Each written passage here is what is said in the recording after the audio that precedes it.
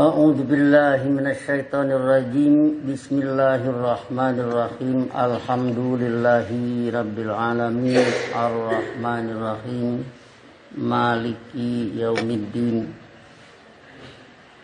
Iyyaka na'budu wa iyyaka nasta'in. Ihdinas siratal mustaqim. Siratal ladzina an'amta 'alaihim ghairil maghdubi 'alaihim waladdallin. Asyhadu an la ilaha illallah wahdahu la syarikalah wa asyhadu anna Muhammadan abduhu wa rasuluh. Allahumma shalli ala nabiyyina Muhammadin wa ala alihi wa sallim. Amma ba'du, ayyuhan nas, usikum wa iyaya bitaqwallah faqad fazal muttaqun. Sidang Jumat yang saya hormati, dalam rangka wasiat bertakwa pada saat ini, pertama kita ambil surat A'raf surat 7 ayat 57. Wa huwa alladzi yursilur riyaha busyran baina yaday rahmatih hatta idza aqallat sahaban siqalan suknahu li baladin mayyit fa anzalna bihil ma'a fa akhrajna bihi min kulli thamarat la'allakum tadhakkarun. Yaitu dialah Allah yang mengutus angin busyran baina yaday rahmatihi sebagai kabar gembira di hadapan atau sebelum kehidupan saling kasih sayang menurut ajarannya. Hatta idza aqallat sahaban siqalan, aqalla yuqillu iklalan, arti kamusnya hamalahu wa rafa'ahu, membawa serta mengangkat. Hatta idza aqalla sahaban siqalan, sehingga apabila dia angin telah mengangkat mendung yang berat, suknahu li baladin mayyitin, kami mengendalikannya ke negeri yang mati. Fa'anjalna bihil ma'a, selanjutnya kami menurunkan air di sana.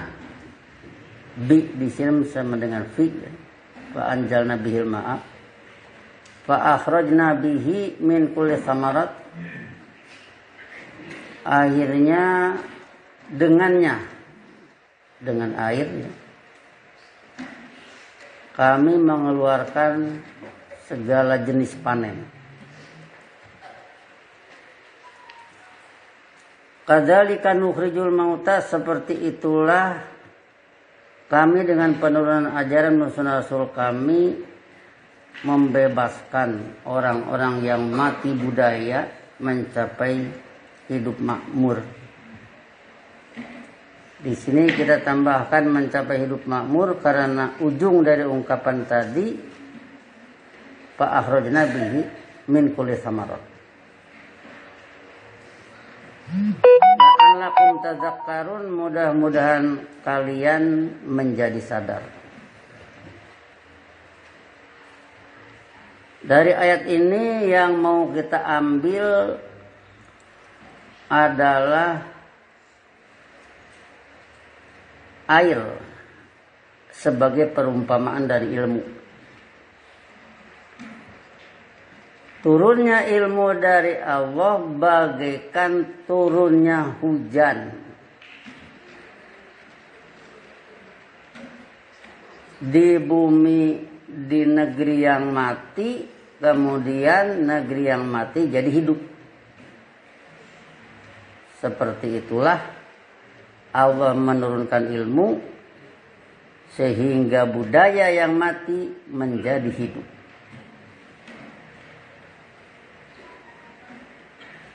Dari ayat ini nanti kesana kemari. Antara lain pada surat Ibrahim ayat 23 dinyatakan wa udhilal ladina amanu wa amilus solihati jannatin tajri min tahtihal anhar. Ayat 23 ini setelah ayat 22 yang mana setan menyatakan wa qala syaitanu lamma qudiyal amru. Setan menyatakan ketika perintah untuk hidup dengan ajaran Allah menurut sunnah Rasul telah dilaksanakan, bagaimana pernyataan setan? Innallaha wa'adakum wa'dal haqqi. Sesungguhnya Allah telah menyajikan kepada kalian janji yang objektif ilmiah, janji yang benar terjadi. Itu pengakuan setan yang tentunya di kala sebelum Qudiyal Amru, setan selalu menjelek-jelekkan dakwah Allah. Tapi begitu terbukti Qudiyal Amru, perintah dilaksanakan, di sanalah setan terus terang, innallaha wa'adakum wa'dal haqqi. Keterusterangan kedua, wa wa'adtukum fa akhlaftukum. Sebaliknya aku telah menjanjikan pada kalian, yang selanjutnya aku menyalahi janji pada kalian. Jadi kalau surat An'am 112 menyatakan iya indu zalimuna ba'dum ba'dun illa gurura, tidaklah para pelaku dulumat menjanjikan satu kepada yang lainnya kecuali tipu daya belaka. Itu penilaian dari Allah. Nah, penilaian dari Allah ini dibenarkan oleh setan setelah Qudiyal Amru. Wa'adtukum fa akhlaftukum, aku telah menjanjikan pada kalian, yang selanjutnya aku menyalahi janji pada kalian. Nah, ayat 23-nya bercerita tentang amanu wa amilus solihat, mereka yang beriman, yang berpandangan dan bersikap hidup dengan ajaran Allah menurut sunnah Rasul, wa amilus solihat, yaitu yang berbuat tepat dengan yang demikian, udhila dimasukkan jannatin ke dalam kehidupan jannah. Kita selalu berbicara jannatin ini adalah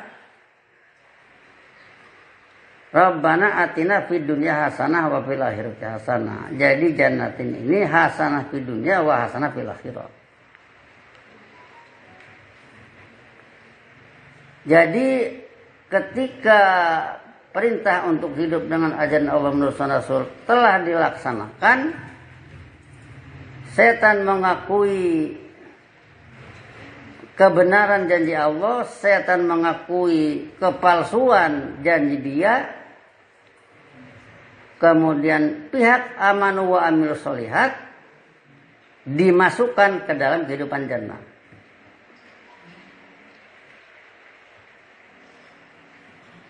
Selanjutnya ada kalimat tajri min tahtihal anhar.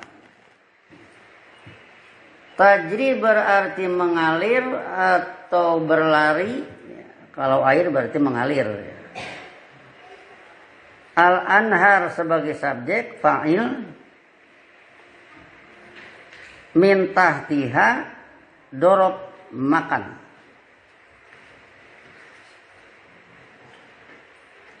Min tahtiha bisa diartikan di bawahnya. Karena tadi kita berbicara bahwa ilmu bagaikan air. Air sebagai perumpamaan dari ilmu.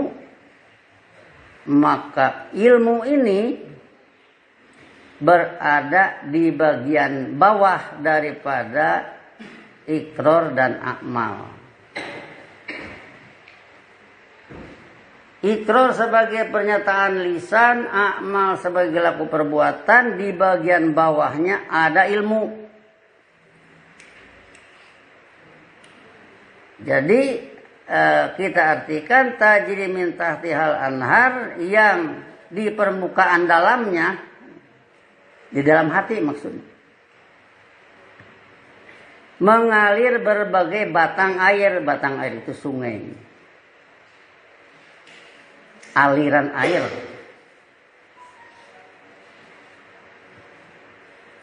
Sebagai perumpamaan dari ilmu yang membentuk kesadaran hidup mereka.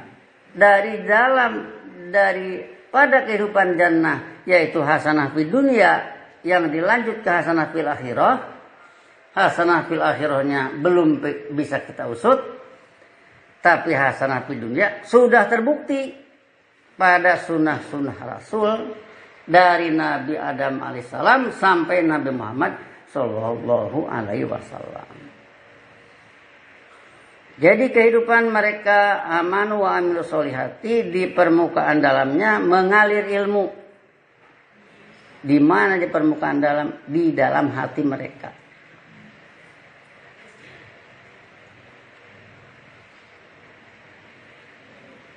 Khalidina fiha bi'idni rabbihim, mereka abadi di dalamnya seabadi imannya dengan seizin pembimbing mereka.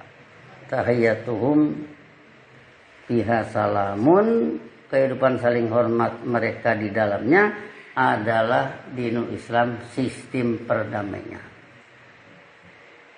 Yang mau kita ambil di sini sekali lagi, bahwa dari mulai A'raf 57 yang cerita tentang Allah mengajarkan ilmu, seperti halnya Allah menurunkan hujan, kemudian kehidupan jannah, permukaan dalamnya mengalir batang air atau sungai, yaitu ilmu yang berada di hati mereka.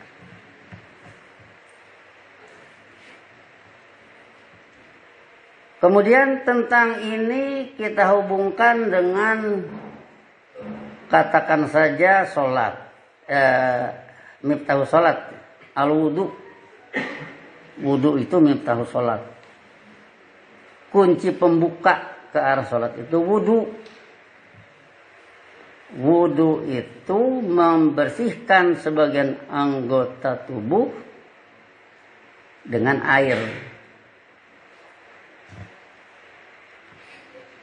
Kemudian nanti ada satu doa sebelum wudu yang diangkat dari surat Mukminun 97 dan 98. Di sana dinyatakan perintah wa qul rabbi a'udzubika min hamazati syayatini wa a'udzubika rabbi ayyahdurun.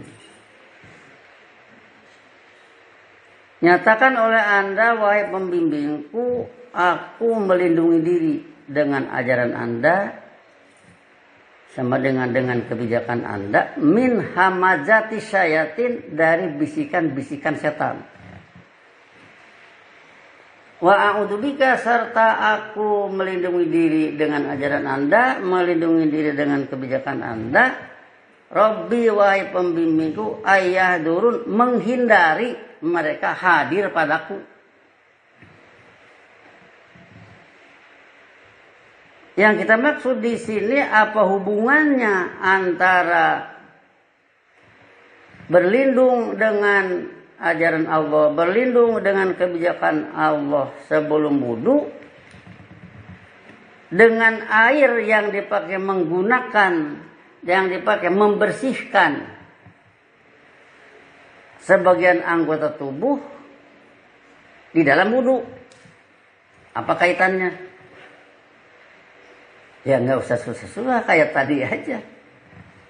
Tadi dinyatakan bahwa Allah menurunkan ilmu itu seperti halnya menurunkan hujan, menumbuhkan bumi yang mati.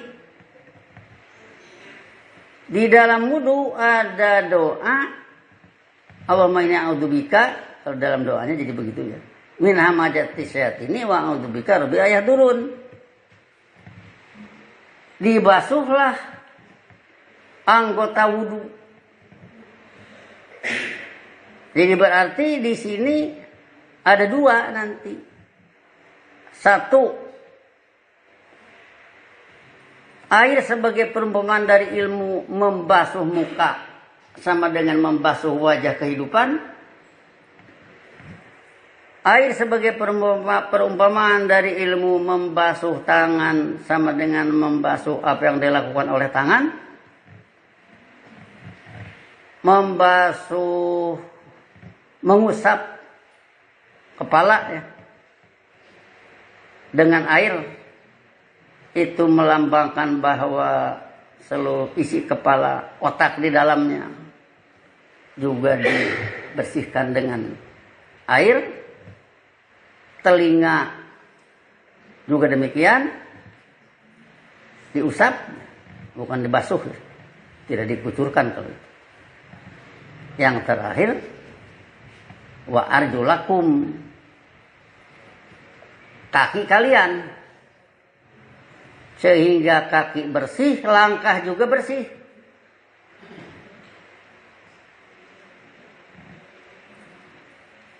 Jadi seandainya kita membahas tentang wudhu itu seperti itu bukan ngarang-ngarang. Itu ada ayat yang berbicara bahwa turunnya ilmu bagaikan turunnya hujan. Hujan itu air, kehidupan jannah, permukaan dalamnya juga mengalir ilmu di hati mereka yang diperumpamaan air tadi.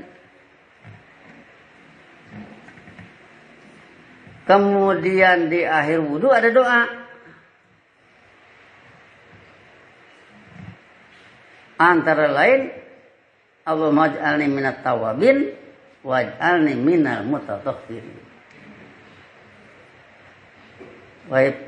Ya Allah, bikinlah aku menjadi bagian dari orang-orang yang tobat.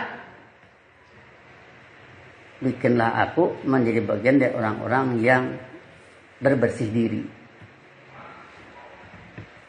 Nah, jadi kalau misalkan nanti air membersihkan berbagai kekotoran-kekotoran budaya manusia, dan itu diharapkan ketika wudhu terjadi, tawabinnya sama saja dengan fataba alaihi ketika Nabi Adam menyatakan Rabbana dolamna anfusana wa illam taghfir lana wa tarhamna lanakunanna minal khasirin. Jadi Nabi Adam dengan ilmu Allah diperintahkan uskun anta wa zaujukal jannah, sama dengan tempatilah hasanah di dunia, kehidupannya serba aman, kehidupannya serba damai.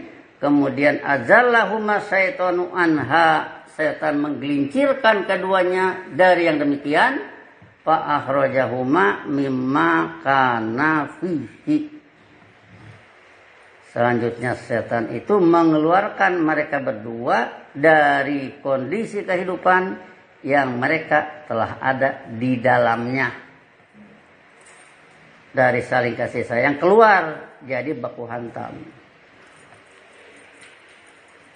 Jadi dari orang sopan keluar menjadi orang kasar. Nah setelah itu fataba alaihi, Nabi Adam tobat, Allah memberi tobat, Allah mengembalikan kepada pandangan ilmu kembali. Nah, jadi kalau di dalam wudhu tadi ada Allahumma ij'alni minat tawabin, sama dengan dikembalikan oleh ilmu orang-orang yang tobat, orang-orang yang kembali kepada ilmu, karena dia sebelumnya sudah ada pengotoran-pengotoran dalam budayanya. Nah, jadi dari sini artinya kita hubungkan juga nanti dengan permasalahan sholat. Kalau untuk sholat ini kita hubungkan dengan talbiyah. Kenapa dihubungkan dengan talbiyah? Talbiyah itu kan diucapkannya ketika tawaf. Iya, talbiyah itu ketika tawaf.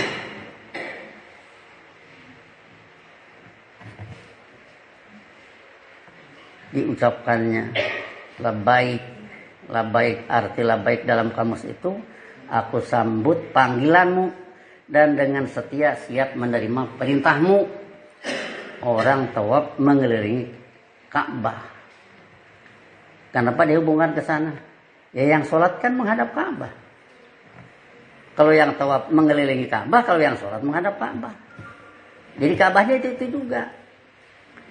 Maka dari itu, dari ucapan labaik yang artinya seperti tadi, melambangkan ini orang yang datang ke sana dipanggil oleh Allah sebagai komandan.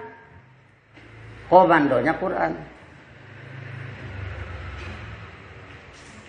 Komando ada dua kalau istilah bahasa Inggris, negatif command dan positif command. Positif command itu perintah, negatif command itu larangan. Apa bedanya dengan amar ma'ruf nahi munkar? Nah, sehingga dengan demikian maka setelah wudhu tadi masuk ke sholat menghadap Ka'bah, orang tawaf berkeliling Ka'bah, orang sholat menghadap Ka'bah. Jadi sama. Apa samanya? Sedang melakukan upacara kepatuhan. Kepada apa? Kepada instruksi, kepada komando dari komandan.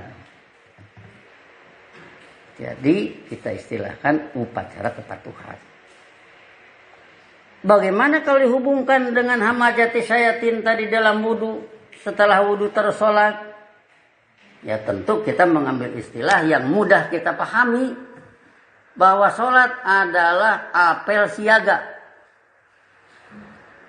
Apel kepada Allah sebagai komandan, siaga jangan sampai hidup dikotori oleh sunnah syaitan.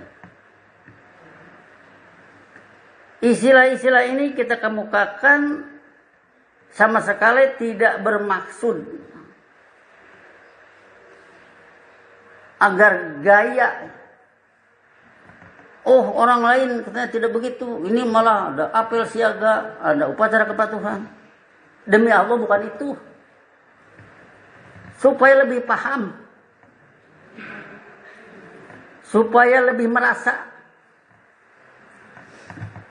bahwa sholat itu menghadap komandan, lambang komandan, komandannya Allah. Allah bukan manusia. Sehingga dilambangkan dengan Ka'bah. Tapi komandonya tetap Quran, komandannya Allah. Supaya dengan demikian kepatuhan menurut kebijakan Allah tertanam di dalam orang yang salat, supaya kesiagaan menghadapi kerusakan yang ditimbulkan oleh sunnah syaitan juga ada kesiapan, siap untuk menghindari. Itu maksudnya. Sehingga kalaupun ini dianggap berbeda dari yang ada, ya silahkan. Istilah-istilah dikeluarkan untuk lebih serius lagi kepatuhan menurut kebijakan pembimbing, menurut kebijakan pencipta.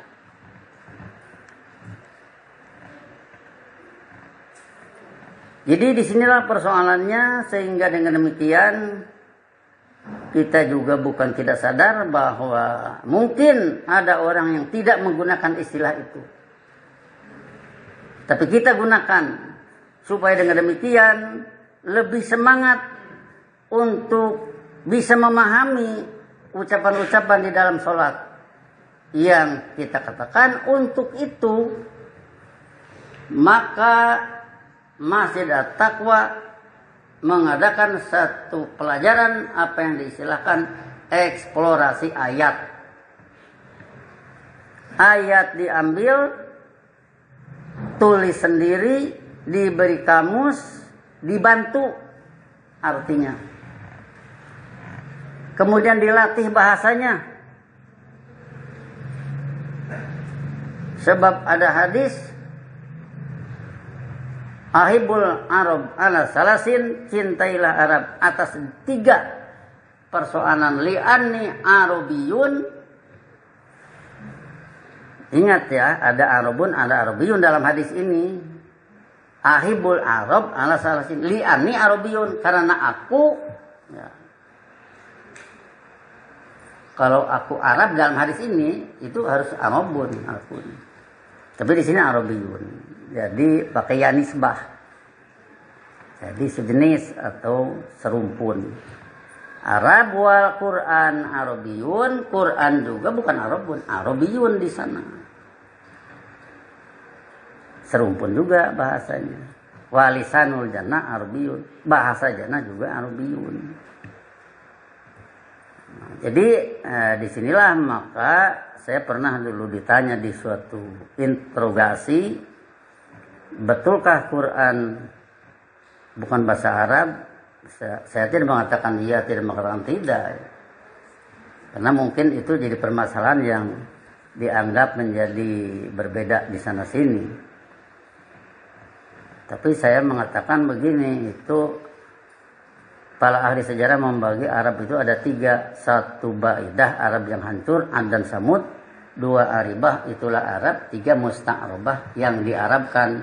Sebab ista'robah itu istaf'ala, litolab, menuntut menjadi Arab, ista'robah. Nah, orang-orang dan ahli sejarah sepakat bahwa Quraisy, di mana dari sana ada Nabi Muhammad, disebut musta'robah, sama dengan yang diarabkan, dituntut jadi Arab.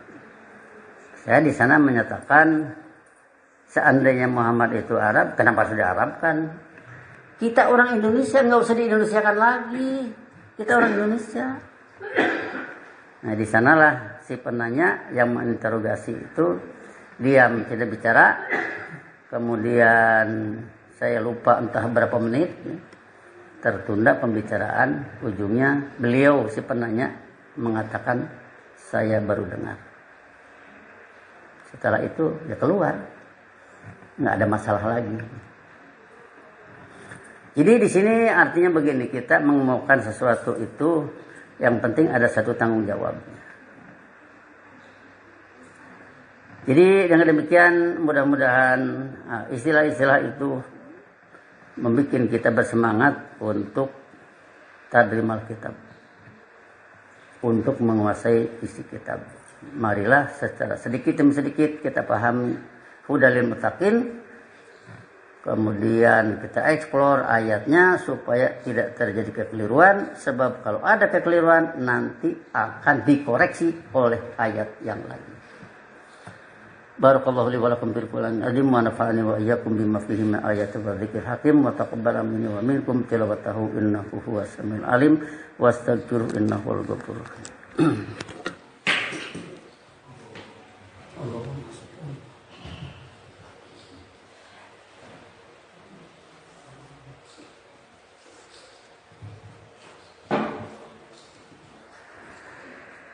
Alhamdulillahilladzi nazzala al-furqana ala 'abdihi liyakuna lil 'alamin nadhira. Asyhadu an la ilaha illallah wahdahu la syarikalah wa asyhadu anna Muhammadan 'abduhu wa rasuluh.